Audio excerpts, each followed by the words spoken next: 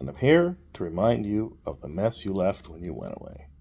I was thinking, I don't know, a few weeks ago, I don't know what prompted this thought. I was remembering something about people talking about like early Magic sets in the early 2000s, Onslaught, and other ones that I don't know, because somewhere around 98, 99, I put away games. I put away Dungeons and Dragons, and I put away Magic the Gathering, and lots of other role-playing games and collectible card games and board games, and went into, I guess, a new phase of my life, and all of the people that I was spending time with were doing the same thing. Not specifically the same phase of life or whatever. They had moved into other things. It was going to college, going to university, moving to the city, getting, a job that paid well, having kids. So it was sometime around, I'm like 19 to 25. There was zero gaming whatsoever. It was basically just, working in some factories, eventually moving to the city, hanging out with my friends who were going to university, pursuing romantic relationships, that kind of stuff. And I think that it wasn't just me and my friends. I think it was the vast majority of us. I think that there was a sort of a peak of gaming culture in the mid-90s, somewhere north or south of 95. And then, TSR failed and then was purchased by Wizards of the Coast, and a bunch of other things happened. But is part of this due to the shift, to the people who were in their teens spending their part-time job money on these things and then going into other pursuits?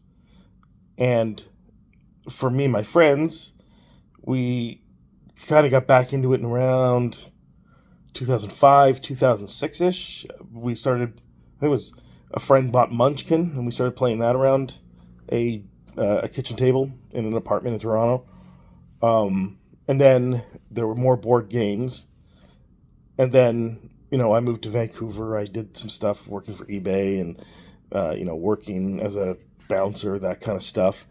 And I was playing more games and obviously going out to nightclubs less and less, because by this point I'm well into my 30s, and, there's little point in going to a nightclub well into your 30s. However, I was working at them because I was working as a bouncer, but my leisure time was no longer that kind of stuff, like pursuing, romance and trying to meet someone at a nightclub or a party or something like that. And same with my friends that were settling down with people that they had met.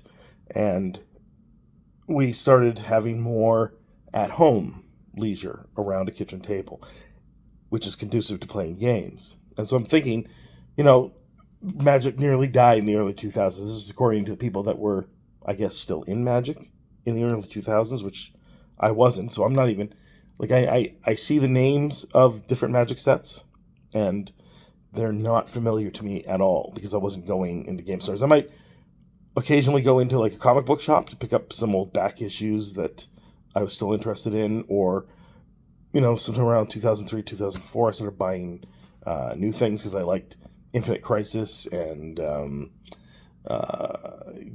Young Avengers and Astonishing X-Men and that kind of stuff.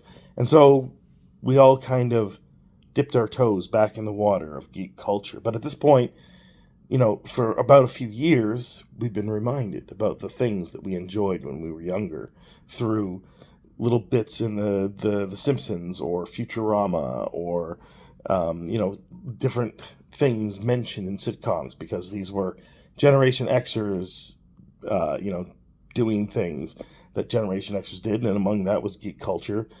And that started a resurgence sometime around, probably around like 2010, 2012, and 2014 when the new Dungeons and Dragons came out. And then, of course, Magic started pumping, and Pokemon. I don't know, maybe Pokemon was steady the whole time. I really don't know enough about Pokemon. And maybe something similar happened at the genesis of Dungeons and Dragons in the late 60s, early 70s, and then it kind of dropped off for a bit and, came back in full force in the 80s. And maybe there's other cultural factors that, or maybe the same thing happened. Maybe a group of people or a generation of people went into something else, college, same stuff that we were doing, and then came back to the game later in the late 80s, and then there were new teenagers involved in it, and there were conventions, and now there were game stores. And the game stores in Toronto that I remember, they kind of stayed the same from when I started going to them in the early 90s until the late 90s, because I did see them pop into them from time to time, or see them from time to time as I passed by. But there was an increase in the early 2000s, but closer to the mid 2000s, and then several of them got much bigger by the 2010s, and now a lot of them are sort of forces to be reckoned with. And maybe that's what Troll and Toad was, and maybe that's what, I don't know where TCG Player came from really, but there's quite a few large gaming stores that have been around since the 70s, the 80s, the 90s, whenever they started. But I think they all kind of hit their own little critical mass in the 2010s, and now we're in this new wave of everyone. Well, not everyone, but lots of people play board games, and it's not as niche as it used to be. And I'm wondering, could something like what happened in the late 90s, early 2000s happen again? Have anyone noticed things like this? And maybe not, because there's the old grognards that are still holding on. And, we don't, at this point, I don't have any reason to stop playing games. I don't have a new phase to go into, because that's a youth thing. That's not generally speaking people my age doing that, and I have no desire to do that because it sounds like a lot of work.